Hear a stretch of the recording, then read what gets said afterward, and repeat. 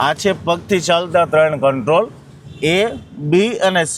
A for accelerator, B for brake અને C for clutch. બરાબર છે. હવે ક્લચ ઉપર પગ રાખો.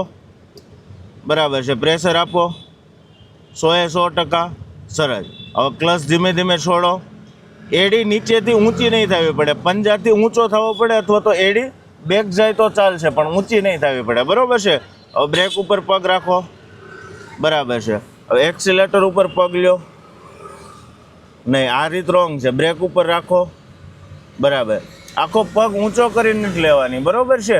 હા, વી શેપમાં લેવાની છે, આવી રીતે. આમ ખાલી પંજો જ વી શેપમાં લ્યો. પરફેક્ટ. બ્રેક ઉપર લઈ લો. Accelerator, break, accelerator. બરાબર. આવી રીતે લેશો ને તો તમારી ગાડીનો કંટ્રોલ પરફેક્ટ બેસશે. બરાબર છે. તમે આખો પગ ઊંચો લેશો ને, પગ આખો ઊંચો લઈને બ્રેક ઉપર લ્યો તો હમણાં તમે પહેલાં લેતા, હા, આમાં તમારે આખા પગની તાકાત લાગશે. બરાબર છે. પેલી એડી નીચે હશે તો તમારા ખાલી પંજાની જ તાકાત લાગશે, એટલે ગાડી કમ્પ્લીટ કંટ્રોલ લેશે. ઓકે.